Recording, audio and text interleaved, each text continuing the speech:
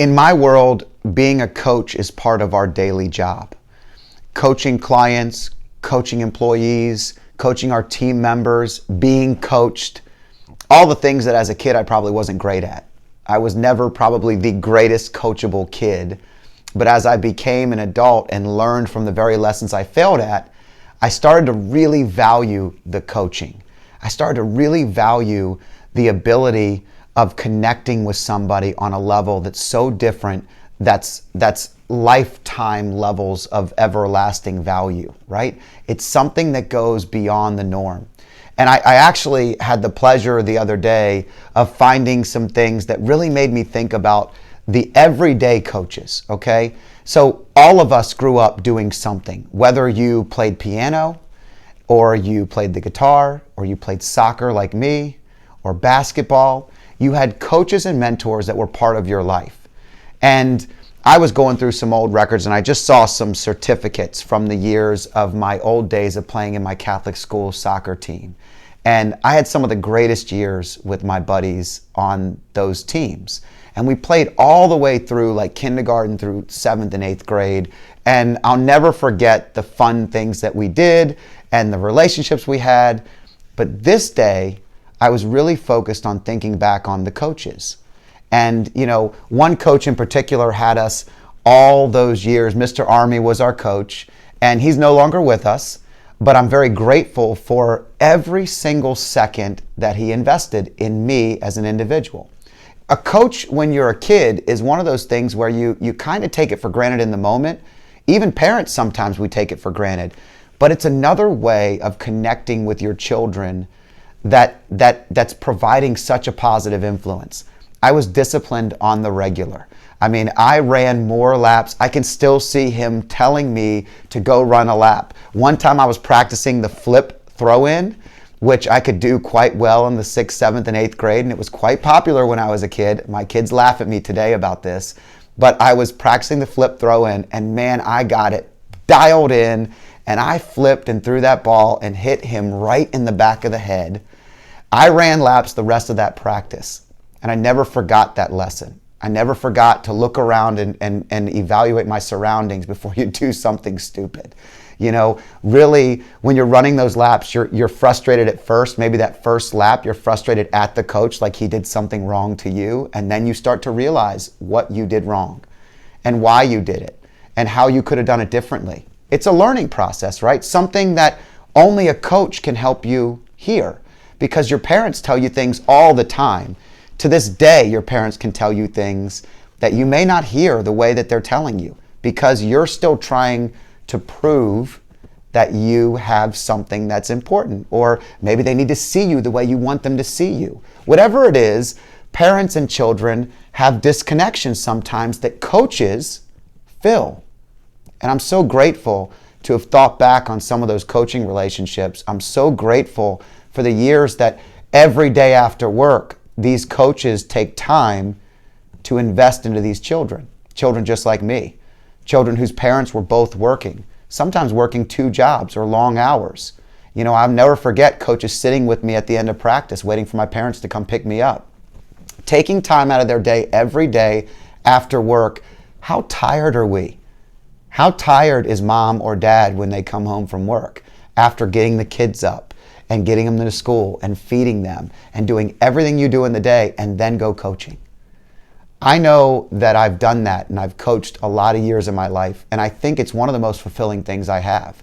The face you see, the wave you get, the feeling you feel when someone comes back to you and tells you something you said or did in their life that you don't even remember saying, because it was so mundane and average and regular to us, but it was so impactful and powerful and amazing to the investment in that child.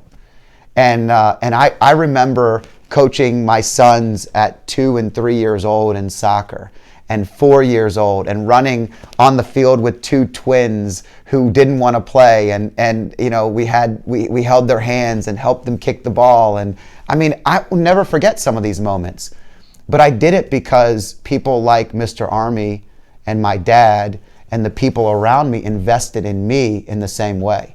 I actually coached my first team when I was in the 7th and 8th grade. We had the mini-mites that we called them, and they were 5 and 6-year-olds, and the 8th graders and 7th graders would coach the younger teams at St. Gregory's where I went to school.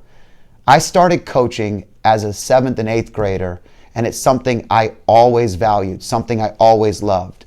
Being a teacher, being able to invest in somebody else, seeing the results that somebody gets when you invest in them, and sometimes watching failure and seeing how we deal with it, and helping kids with the very things that they're going to have to deal with in life. Because sports, music, whatever it is that you're learning as a child is all representative of what you're going to use later in life. If you don't learn to fail early and often, life it can be very difficult, right? And coaches help us along the way. I still sit on the sidelines sometimes and have moments with players where I know that it was a difficult situation for them. But because I'm older and because I've been there and I failed at the very same thing, I might know the right word to say. And I often might say the wrong ones. All we do is the best we can, just like our parents. I've done that video before. But the reality is, I just wanted to take a moment to thank the coaches that are investing in our children. I'm so grateful for all the boys, coaches that my kids have had, and that they listen to the point where now they think I don't know anything. You know, dad doesn't know anything, but coach says, which is exactly what we want. We want people to invest in our children in a way that helps them become good humans. And that's really what I've always tried to do, and I think what the coaches around me have always tried to do. And man, I'm so grateful for the ones that were like Mr. Army and the other ones that invested in me growing up. I had some coaches that weren't as great. I had some coaches that I challenged quite heavily and deserved to run extra laps in. And I had some coaches that really saw greatness in me. They saw something special in me that I didn't see in myself maybe at that moment or time. And just that glimmer of belief in you is so special and so powerful that I just want to remind you that if you're a coach and it's mundane and you're picking up every day and you're doing the same old thing, don't forget that you're investing in every one of those children's lives, and more of them will remember you than you even know. And things you've said in passing will become things that they live off of for the rest of their lives. No different than many of you teachers that watch the videos. You do this every day. We know. You are very, very appreciated. Coaches are someone that are like teachers, but after hours. And so all I know is the best part of my career, the best part of my job, the best part of my life is whether I'm coaching children or adults today and finding that value of how we can take it to the next level, how we can take them to the next level, or maybe we can just help them get through something that's tough. So thank you to all the coaches, and thank you to my coaches that helped me get where I'm at. It allowed me to continue to learn and remember that I don't have it all figured out. There's still days where I need to go run some laps and figure it out. I'm Scott Danner with Freedom Street Partners. Tag your coach below. Who's the coach that you've worked with that's helped change your life? Is it a business coach? Is it a soccer coach? Is it a music teacher? Is it a teacher in general? Who have you worked with in your life that's given you everlasting data, information, advice, anything? Tell me. Share your story with me. Thanks for your time. I'm Scott Danner.